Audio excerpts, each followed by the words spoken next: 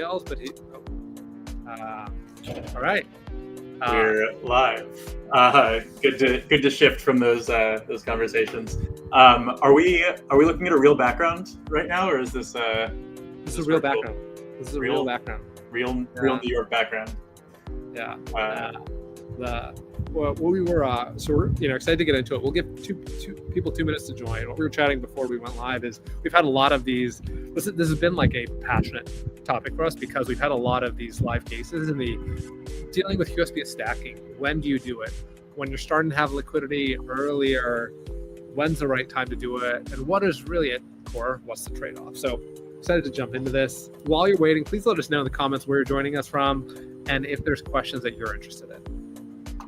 I'm sure just knowing how these things have gone, we're going to see some familiar names and locations. I feel like because we're starting to branch out into interesting subtopics, people are coming back for more, which is great. While we're letting people come in, Mani, I guess it's worth maybe starting to talk a little bit about not QSBS, which we'll get into, but just kind of what we're up to. As you said, we were just chatting before this about a conversation that you had with an advisor and a prospective client about precisely this issue, and I think it highlights kind of our role here and the value we add, and so it's worth calling out, right? The idea that we help people from beginning to end in this process, right? The conversation you had was early. It was a client who was asking whether they should be pursuing QSBS stacking at the early stage of their company. In this case, the answer might be no, and we'll talk a lot about why the answer might be no in this call, right? I think anyone who's worked with us knows that our ethos here is not about finding a yes or getting you to do something, but rather finding the right answer. But if the answer had been yes, then we would have taken them the next step and drafted their trust, and then we would have taken them the step after that, set up the accounts, transferred the assets, and run the thing. And they never would have had to leave Valor, right? We do it all. But a big part of what we do, really probably the most common touch point, unsurprisingly, is we sit down with you and we help you think through these issues, and precisely very often the issues that we're going to be talking about today. With that in mind, I guess let's jump into it formally. We've given people a few minutes. Appreciate you all starting to roll in. We're here today for our 41st webinar in the series. I've been counting up every time the numbers are getting big. We're doing this on a good cadence. We're talking about QSBS stacking, and not just that. We've done that before. Today, we're going to be talking specifically about when it makes sense to pursue QSBS stacking. This is, as Mani said, a pet issue of ours because there's a lot of bad advice out there. Advice that leads people to do things they don't need to do and maybe miss the boat on things that they should be doing. And so we'll get into it today and really help you with a practical playbook for should I be QSBS stacking, and if so, when would that make sense? You've got me and Mani. I often feel like it's silly to rehash this, but we should do it. Yeah.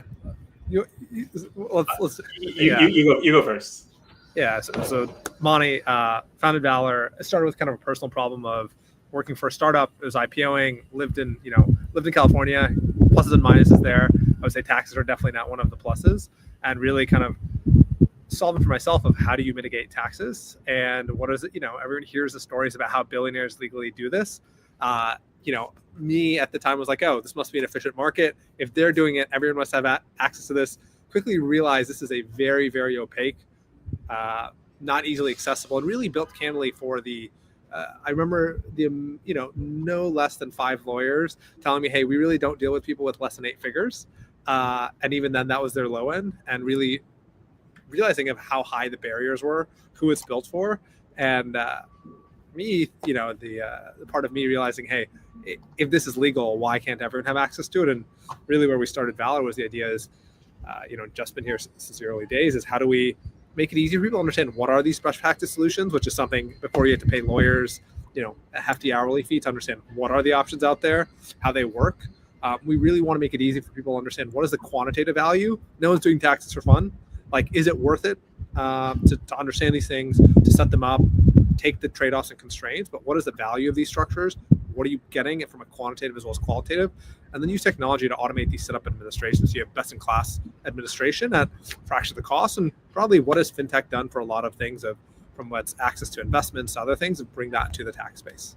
So that's right. And I'll always lead with a plug here that, yes, we're a tech company and we've brought, I think, a critical eye to this stuff.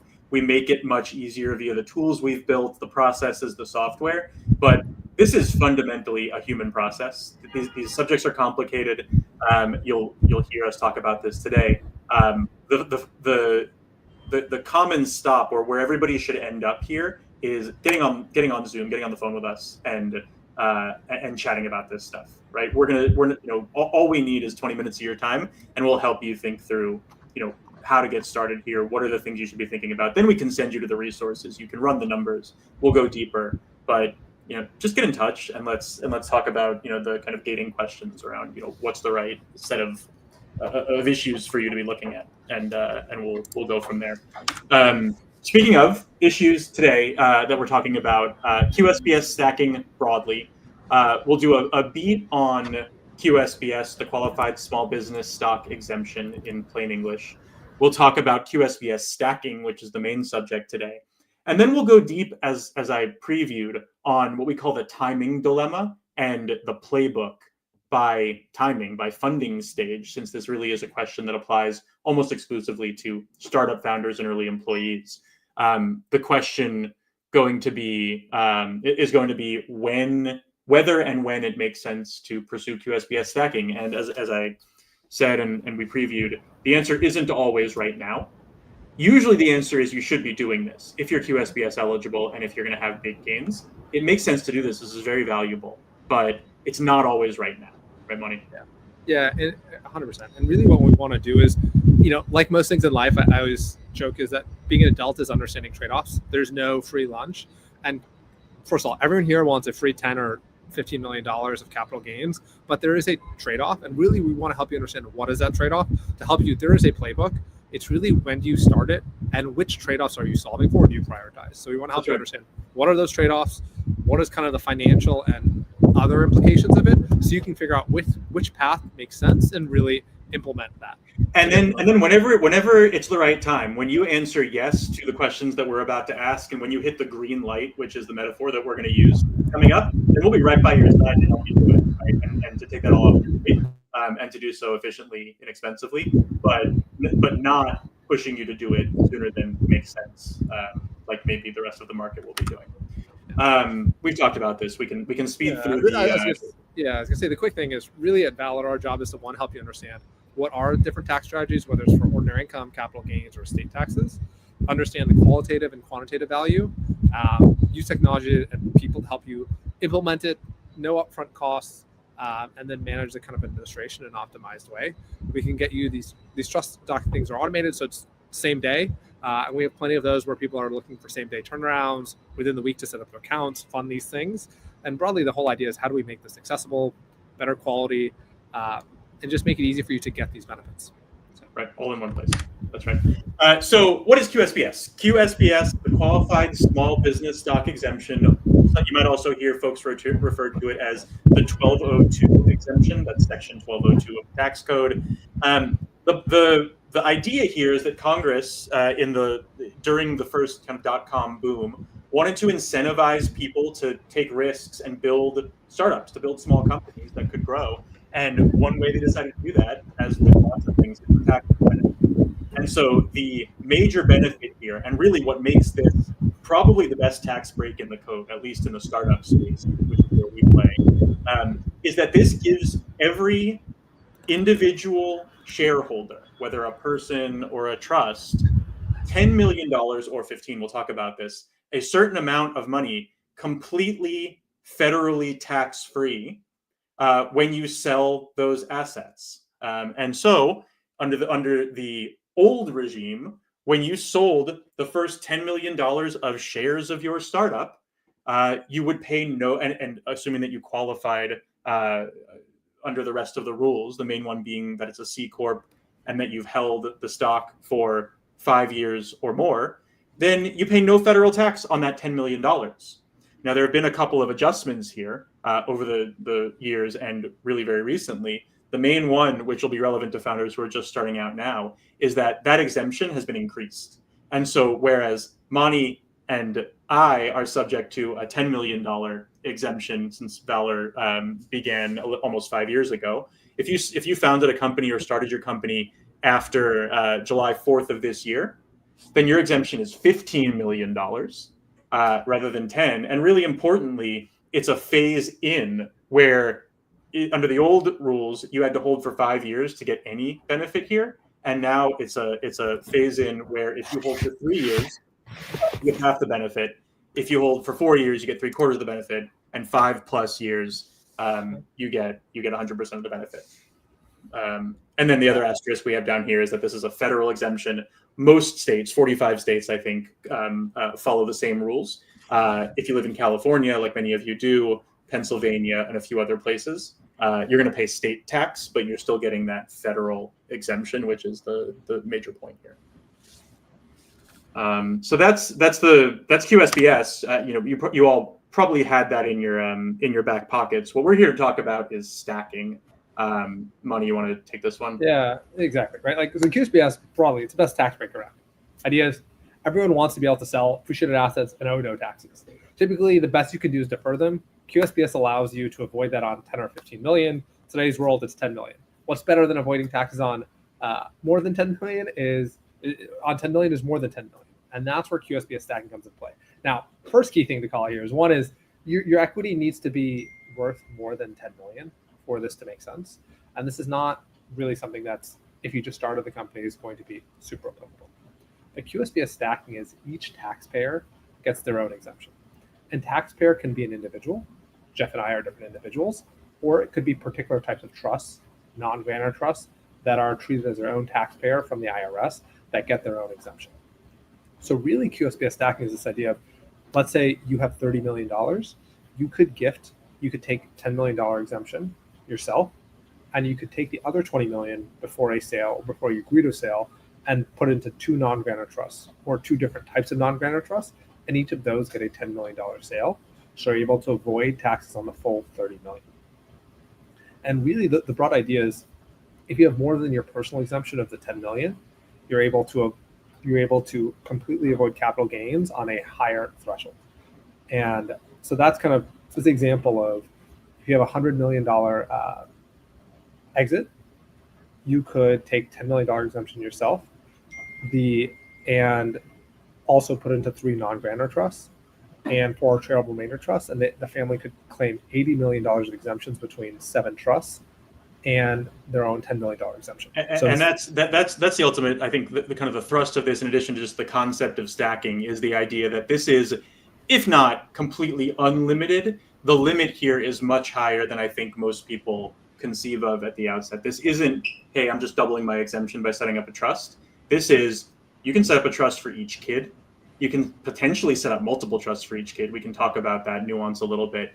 Every one of those trusts can set up its own charitable remainder trust. You can set up a charitable remainder trust. Potentially your spouse can do the same. There's some kind of limitations and gray areas there, but there are some high-profile founders, as well as some high-profile and less high-profile founders that have worked with Valor specifically, who have done 4, 5, 6, 12, 15 trusts like this and have protected even hundreds of millions of dollars. So this is high stakes, right? Every dollar that you protect here, you're at least saving the marginal federal 23.8% capital gains tax, and potentially state as well.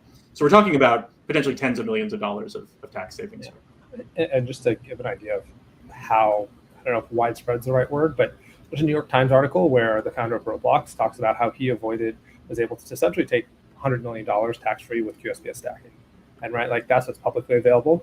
And, unsurprisingly, people do this and do not often want to talk about it. So there's, call it an extreme version of an iceberg. 99% of what happens here is below the surface and not public. So fundamental challenge for Valor in talking about what we do and building the brand is we're helping a lot of folks who love this and have done it and have saved a ton of money. And yeah, they're a little private about it, which is understandable. Yeah. So clearly this is in isolation a good idea, right? you might as well take multiple QSBS exemptions instead of one, right? Directionally, of course, that makes sense. What we're going to talk about now is what are the available strategies, what are the pros and cons, and then, as we said specifically, when should you do this and what should it look like?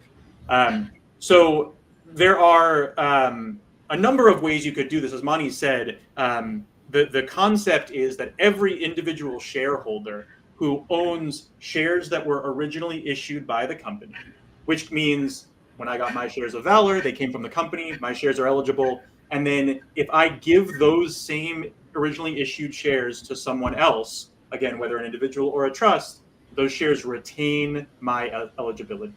Well, how can you optimize that?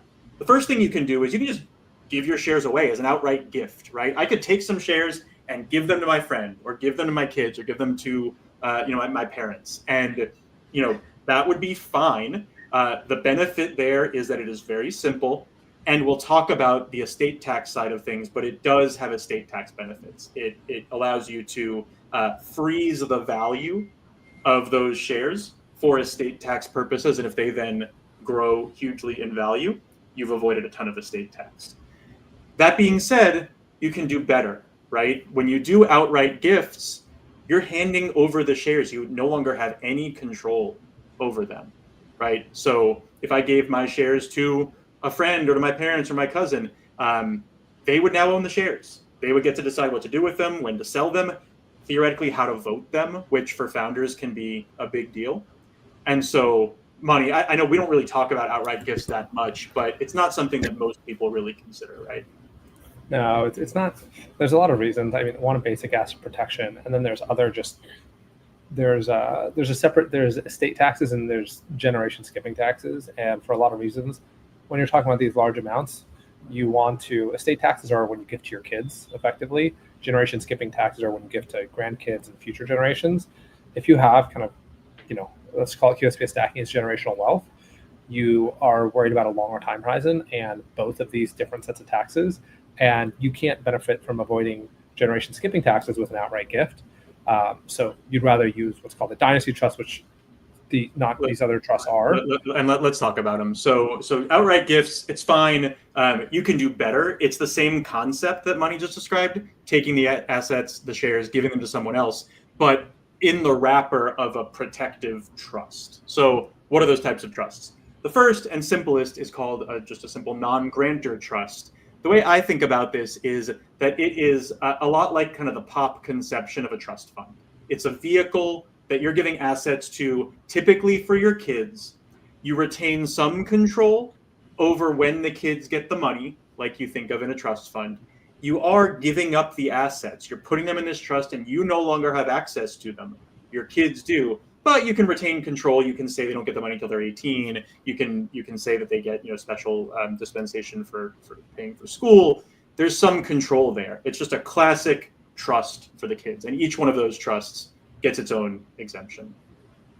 The one caveat I want to add is the most common use of a non-grantor trust. By the way, non-grantor trusts, slants, or what's called a dynasty trust. They'll last for hundreds of years, or if not forever. There's a unique version where instead of making your kids the initial beneficiaries of a non-grantor trust, you can make your parents the beneficiaries, and then after your parents pass away, you become the beneficiary. So there's a way that you can essentially become the beneficiary, not immediately, but in the future. And part of the cons that we're calling it here is you're giving up control and access, often very early. This is the piece of, if you make your parents the beneficiaries, they all have access to the distributions. You won't until they pass away. But in a typical non-grantor trust where it's your kids and their heirs, you're setting limits on when they can withdraw money, but that money's not yours to use directly. That's right. Now there is another version of a non-grantor trust called a slant. That stands for Spousal Lifetime Access Non-Grantor Trust. This is a trust for your spouse, and the way it's set up, although legally these assets are out of your control the same way they were if you gave them to your kids via a non-grantor trust, practically speaking, of course, if your spouse has access to the money, then you're going to end up benefiting at least incidentally. And so this slant idea, where you're giving shares to a trust for your spouse, and then when the spouse passes away, the kids can take over as beneficiaries. That's a way to get many of the benefits that Mani described, that I described, of a non-grantor trust. The additional QSBS exemption, asset protection, long-term estate tax planning and benefits without truly giving up any access to and benefit of the shares, right? And for that reason, this actually might be the most common first step, with a caveat that there is some kind of complexity and legal gray area around this one that we can talk about. But probably, if you're going to do early planning, and we'll talk about the timing, this is a very common first step, right? Yeah, and the one big risk to call out here is this is one spouse setting it up for the other's benefit, and so there is one spouse who is not going to have direct access. And what that means is risk of divorce, the spouse passing away, and that is obviously a consideration for folks of, your spouse may have access, but those things change, and that is a risk that's downside. It's more likely indirect access, but there's still some risk there. Yeah, that's right. Yeah. And everybody's situation is different, of course. We talk to founders all the time who are very happy to take that risk. They're comfortable with that, and others who say, I'd rather not involve my spouse. That's totally fine. But the concept of doing a non-grantor trust, getting an extra exemption, and retaining indirect access is attractive to a lot of people, and that's why this is a very common first step. And then the last trust type that we'll talk about here very briefly, and we can circle back at the end, it's very different, just completely a separate set of benefits here and kind of limitations, and that is a CRT, or charitable remainder trust. Knowing who's on this call and who usually shows up, I'm sure most of you are aware of CRTs or CRUTs in another context, which is when you're planning for taxable capital gains. Valor talks a lot about how CRTs can be valuable to defer those capital gains for a long time and increase your returns. This is a slightly different version. It's the same legal structure, but used for a different purpose, which is a CRT, like a non-grantor trust, gets its own QSBS exemption. The benefit, Monty, right, is that unlike the other trusts with a CRT, you, the grantor, the person who's giving the shares, get to be the beneficiary of the income from the trust. And that allows you to keep 90-something cents on the dollar in your possession and also get that QSBS exemption. Yeah, and one important piece to call out is, so all of these trust types are types of non-grantor trusts. So there's different variations. So there's basic non-grantor trust, which we called out, and even then there's variations of, is it just your kids and their heirs as beneficiaries, or your parents, then you, and then your heirs? Slants are a type of non-grantor trust where your spouse is a beneficiary. CRTs are a unique type of non-grantor trust. This is why they all get the exemptions, why they're a part of this QSBS stack. What Jeff is kind of calling out is, with CRT, there's two beneficiaries. There's you and a charity. You're getting roughly 93 cents on the dollar. The charity's getting 7 cents. But the unique thing is it gets the exemption, and then you're able to put the shares into the trust and benefit from it and take advantage of that additional exemption, which is kind of what's a little bit, you don't give up that control. You keep most of those proceeds. There is a charitable component, but it's a small piece. We've unsurprisingly done the math there, and this is still beneficial even with that charitable piece. The main challenge, a question that often arises when we're describing this for founders and early employees is, well, okay, that sounds great. I get to keep the money. Why wouldn't I always do a CRUT? Why would I ever consider these other trusts? We'll talk a little bit about this in the timing section, but the main idea here is that the precise kind of the structure of a CRUT requires very precise timing. You really have to move the shares into the trust in the days before you sell, and that can be a challenging thing to do, either because you don't know when you're going to sell. Now, as a founder, broadly speaking, but these things can ebb and flow. But even if you do know when it's going to happen, you don't want additional tax planning complicating a deal. And so we do a lot of this, and founders get over that hump, and we, of course, make it easy and quick, and you can do this, but it does add a moving part to the deal mechanics and is something that you don't necessarily want to bank on its own. You want to have done other planning to make sure that you're taking advantage of these exemptions as much. Yeah. The short way to frame that is a CRT is for your own benefit. Slants and non-grantor trust, while you may have potentially some access in the future or indirect access, CRT is primarily for you benefiting, but it doesn't solve estate tax issues. Slants and non-grantor trust, you're giving up some level of direct access or immediate access in exchange for estate tax benefits. So, yeah, that's right. As I've been previewing quite a bit, we've actually here, Monty and I specifically, have had, I don't know, maybe a 3-week ongoing conversation. Of course, it's been longer than that, but an active conversation for probably the last 3 weeks about when this sort of planning makes sense. As we've said, the math is points in the right direction. You should be doing this. The question is when and which of these structures, and it's not obvious. And Monty and I have been. I wouldn't say that we're on opposite sides of this, but we do think about this a little differently, kind of projecting our own biases and experiences onto this. And there are a lot of kind of personal factors here that go into it. So what we're going to build up over the next couple of slides is an idea of the pros and cons of doing this sort of planning very early in your company's life cycle versus in the middle stages versus theoretically very late, which we'll talk about, but mostly we're comparing the very early stages to the middle stages, kind of the growth stages, and what are the benefits of doing it earlier or later, and what are the drawbacks. So that's the basic idea here. And one thing I want to call out is there's typically, so for most people, right, what you're going to do is you're going to take personal liquidity over time, and then there's a question of, as you take more personal liquidity, you get comfortable, then you're going to start to potentially worry about estate taxes or start to think about worrying about estate taxes. So the real question is, first of all, one, you have to have these numbers where it makes sense, which, candidly, the hard part is building a business to get to that point. But then the piece is, when do you start worrying about that and when do you care about it? And there's these inherent tensions as to your optionality. How much liquidity do you want? How much do you want to give to your kids? When will you know that? And we'll drill down into those kind of bullet points or those specific factors. The framing device that we have here, and I think it's a really good one, is the trade-off between certainty, precision, efficiency, and really those two things. It's certainty and precision and efficiency versus kind of just like set it and forget it, getting this planning done, keeping it simple.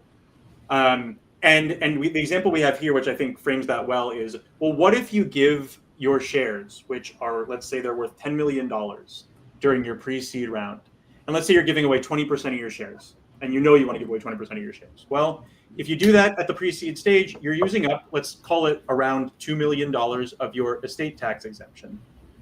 You are protecting all of your future growth on those shares from estate tax. And that's really valuable, right? That $2 million might turn into 20 or more. And all of that growth is going to be free of estate tax. We'll talk about what that means in a second. The challenge with doing it at this stage is it's really hard to know how much that 20% is going to be worth down the road.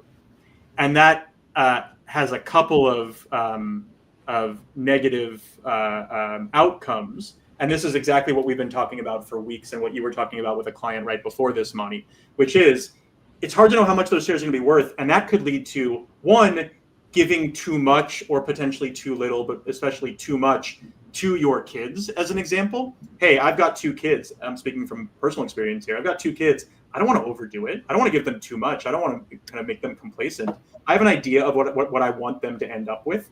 And if I put 20% of my shares in today, and all of a sudden we hit an inflection point and the company's worth $1 billion, well, I've irrevocably and irretrievably given my kids 20, 40, $100 million, and that it was not my plan. So that's the first potential challenge. And the second is specifically with respect to QSBS stacking efficiency. If I put 20% of my shares into a trust when they're worth 10 million, thinking they're going to be worth, let's say, 20 million in the long run, let's say I do it across 2 trusts, and I think I'm going to get 2 extra exemptions. And now let's say actually my shares grow much more than expected, and what I thought was going to be worth 20 million across 2 trusts, each getting a $10 million exemption, now ends up being worth $100 million, and each of those trusts has 50. Well, I've only gotten an extra 20 of QSBS stacking, and there's an additional 80 of growth that I could have protected via stacking if I had waited. And I've given that up by doing this trust giving earlier. And so we're kind of getting into the weeds here, but the idea here is that if you move too early, you're giving up optionality and potentially committing yourself to something that's not going to be a fit for you. Right? Yeah. QSBS, the whole thing is, everyone here should understand QSBS is the best tax break around. So it's really, if you're doing QSBS stacking, you're solving for that optimization. And so if you're doing that, you can't really want to do it well. And so that's kind of where some of that trade-off comes. And I call this almost like passive versus active management. And the reason to not wait till you have that optimization until you're closer to liquidity, is you just want to set and forget this, and you're okay giving away some gains. So like that's kind of really why, and we'll go into a little bit more as to why of if each trust gets 10 million, you need to know how much that's going to be at sale value. This space is about startups. Everyone familiar with startups knows how volatile these things can go up, they can go down. You may think you have 50 million and it may be worth 5 million. You may think you have 50 million and it's worth 250. Like there's a huge volatility, and if we could all predict this, it'd be a little bit easier. But that's the reason this tax break exists, is because the government wants to account for the fact that it is so volatile. And so when you do win, they want you to win more. And so that's the thing. Sorry, Monty. And just to be really kind of fine or clear about this, there is value to early planning here, right? We have this on the chart here. If you move these shares when they're worth very little, you are going to protect a bunch of growth from estate tax. And so the argument that Monty's building up here and that we're making about potentially waiting at least a little bit for more certainty, and I'll put the marker out. I don't think you need precise certainty. You're never going to have that. But having a better idea of the order of magnitude of the eventual value of the shares is going to help you plan.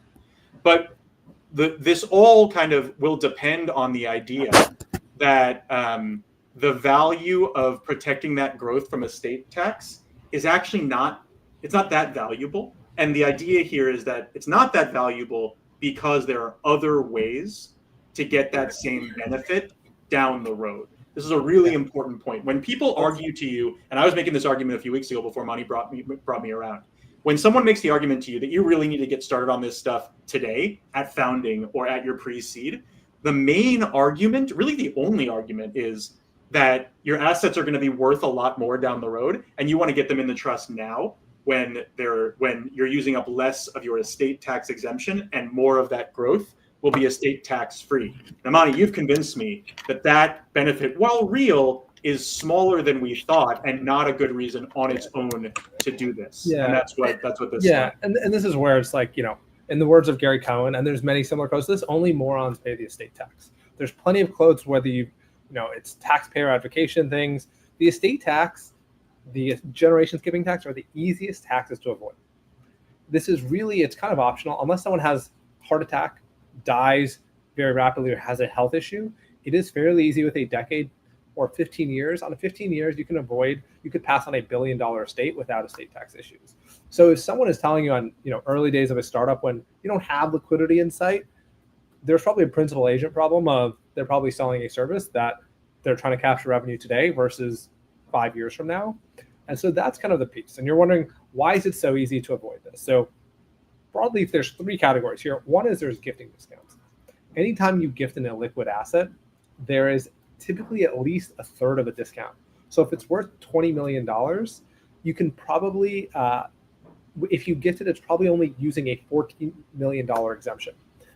When you gift these things, because it's illiquid, it's not trading, they just discount the value because there's an uncertain buyer, the information's not perfect. On the other hand, if you gift Apple stock, it's going to be based on the value of those shares. Now, there's even variations of this. What Phil Knight would do is, with the founder of Nike, is he would take Nike shares, publicly traded stock, he'd put it in an LLC, and then he'd gift a minority percentage of the LLC to his kids. And because that LLC interest, even though it only owns publicly traded shares, it's an illiquid asset and it's a minority, it was discounted.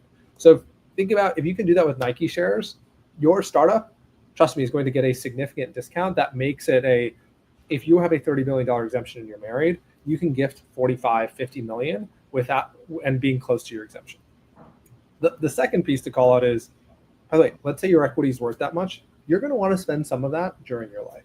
So you don't have to, if you're worth 50 million, you don't necessarily have to pass on 50 million. You're going to spend some of that and reduce that number. The other piece is you have what's called a lifetime gift exemption, and that's for the gift tax as well as generation skipping tax. We can also do what's called burning down your estate. Sounds negative, but it's actually very positive. We talked about non-grantor trusts, which are non-grantor trust slants, CRTs. There's also grantor trusts, which are outside of your estate tax purpose. So the appreciation is estate tax free, but for income tax purposes, it's inside your estate. And the so what of this is you can pay the taxes on the gains inside of these trusts. So you could gift $45 million to what's called this intentionally defective grantor trust. And when it sells at $45 million worth of shares, let's say there's a $15 million tax liability, you personally can pay that, and that doesn't use up the gift exemption. So one, you use up $30 million gift exemption and gift $45 million of shares because of that gifting discount.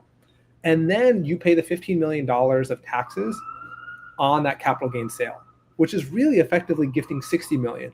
So with your $30 million exemption, you're able to gift $60 million up front.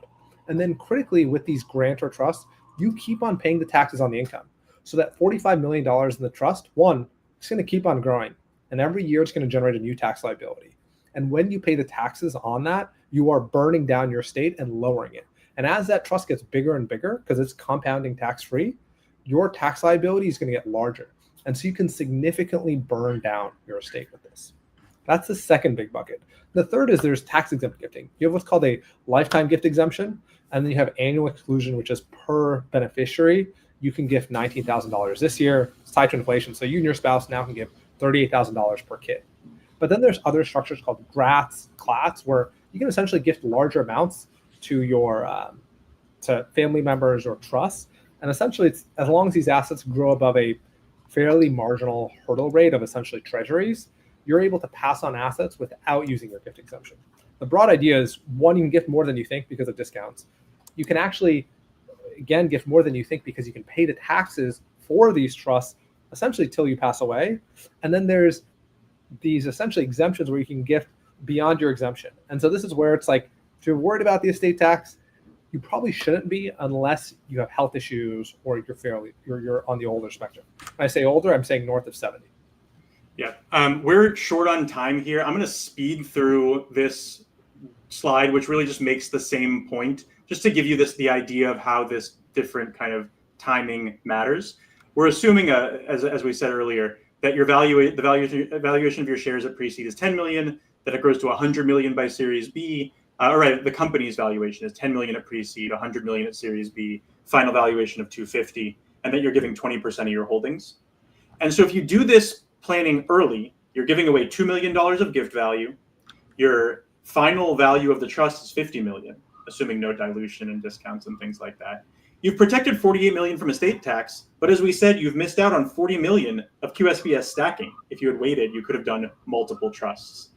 If you wait and gifted Series B, well, now you're gifting $20 million across 4 separate trusts. Assume they grow to the same $50 million total. Now you've only protected, quote unquote, only protected $30 million from estate tax. And that's where Monty's talking about, well, the worst estate tax outcome is fine because you can burn down your estate further. But importantly, you've now protected a bunch more from federal tax via QSBS. And so that's the fundamental idea. In general, everything else being equal, our position here, and we rarely take really strong positions, I think this is a pretty strong one, is that QSBS stacking via these trusts, unless there's a special circumstance or your goals and your temperament just really demand it, this is something you should be looking at around Series A or B. Now, if you're a kind of darling company of the VC world and you're raising from Sequoia and you're already at $150 million valuation at your pre-seed, you can argue to move this up. But let's talk about kind of what factors play in there and how you might decide to do this, either to wait or to do this. So let me frame this, Monty, but this is your kind of argument, so I'll leave it to you. The idea here is that there are certain features having to do with liquidity, how much of your exemption you've used up, optionality and control that really make it not make sense to do this too early. The question, of course, is where do you draw that line? And then after that, when is there a green light? What sort of liquidity, used up exemption, financial situation, and kind of plans for the future kind of justify getting started with this. So Monty, talk us through this. Yeah, 100%. Right. Like this is really, it's like if you started the company or in early stages, haven't taken any liquidity, your job is to build a great company where this becomes a problem. This is putting kind of the cart in front of the horse. If you haven't taken liquidity, haven't used up your exemption, and you're starting to optimize for us, it's just the wrong thing to be focused on. if you've already used your exemption or used some of it or have a sale coming up, this is really when you should be thinking about it. And really this is, and again, the question to like, should you be thinking about this is, if you have this beyond your personal exemption, are you going to be doing stacking for your personal benefit with CRTs, or do you want to start benefiting your kids? And by the way, often the answer is some ratio. And some of this is based on how old your kids are, how much you want to pass on, how large the exemption is, how much personal liquidity you have to date. And that's kind of the balance. We tend to find the younger people are, the more optionality and liquidity they want for themselves, but also less confident of how much they want to give to their kids, right? They have more time to spend it. They'll have more time to avoid estate taxes. So that's less of a priority. The older people are, the bigger priority estate taxes are. Their kids may be older, so they know how they'll be able to handle it. And that becomes, and this is where it's not 0 or 100, it's some mix between. And just really, it's what does that mean for you? Monty, you're kind of subtweeting me talking about older people with more certainty. I'm a few years beyond kind of ahead of you here, and you're speaking to me, right? We've talked a lot about this. I have 2 kids. They're 10 and 8. They're not adults yet, and so I don't know what I want them to end up with. But I have a better idea now than I did 5 years ago when we got started. And for me, I think I'm kind of, again, the reason that I've taken so long to come around on this argument is I've been projecting my own temperament here and my own insight, which is I probably, given Valor's valuation, how many shares I own, my life situation, I still check a lot of those red light boxes, right? We haven't taken any money off the table. I haven't used up any of my exemption. I probably, given where I am in my life, I still want most of these proceeds until Valor, grows another 10x. I probably want the proceeds mostly for myself.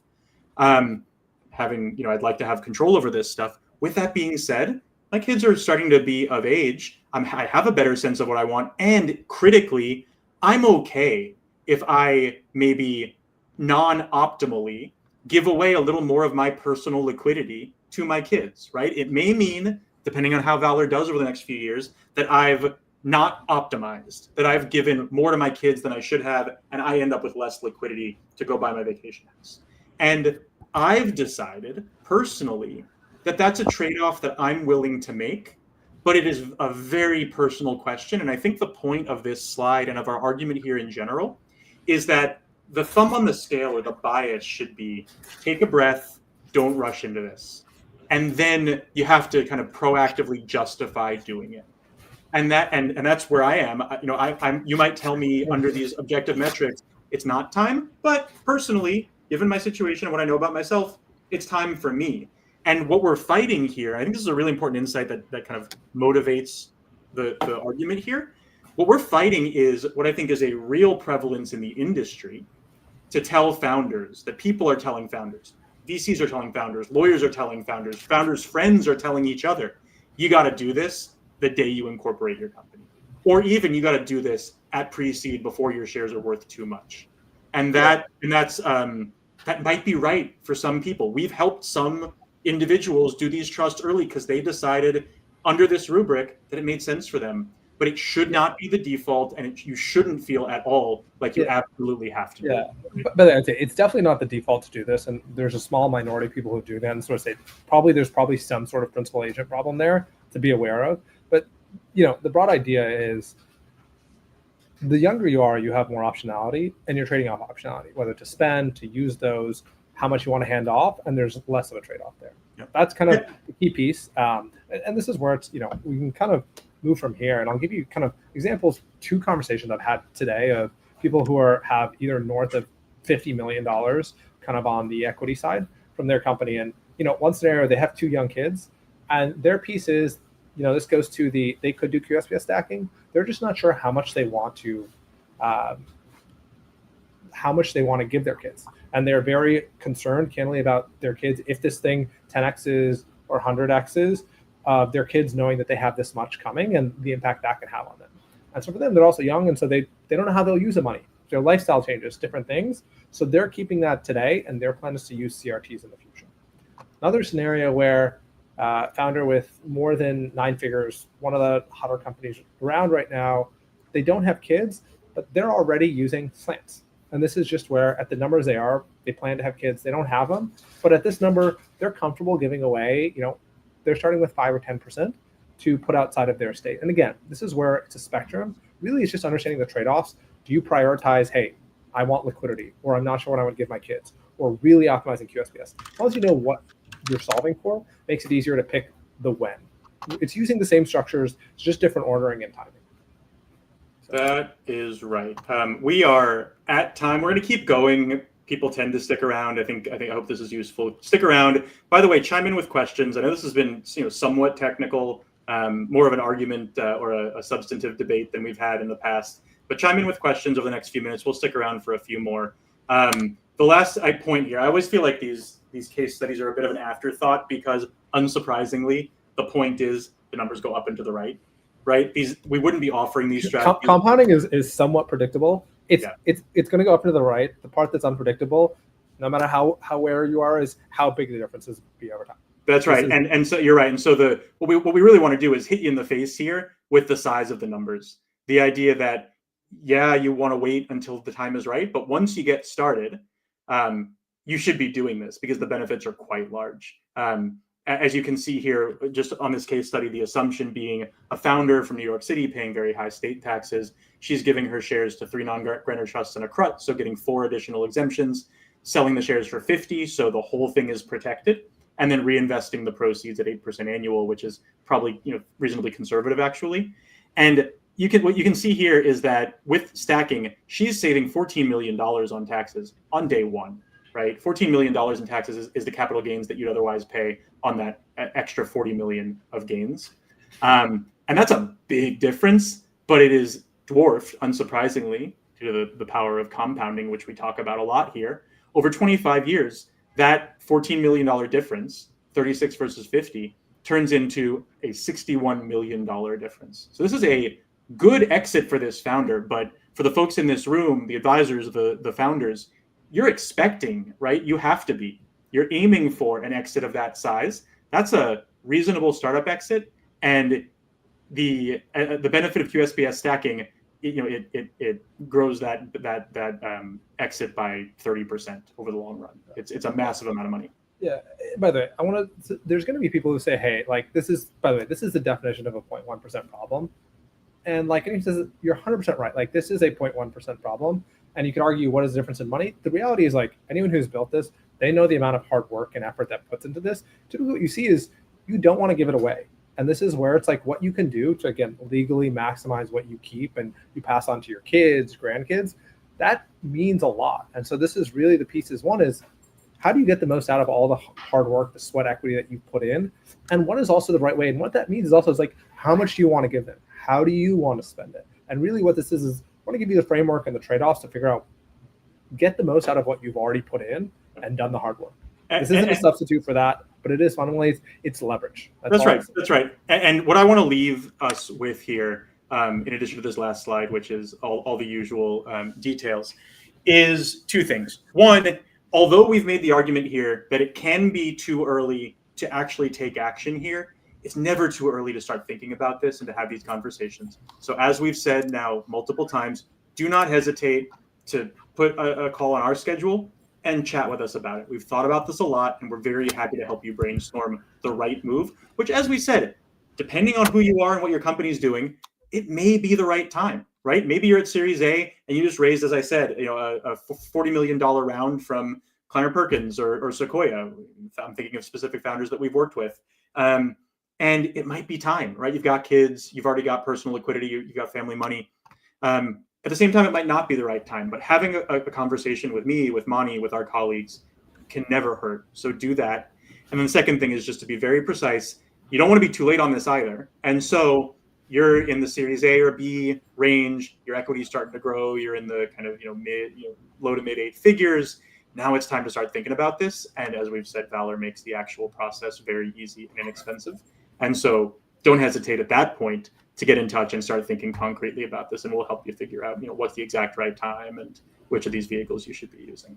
And so, bottom line is we're here to help, and we've done this a lot. As you can see, we have strong opinions, but also we're just here to do what you need.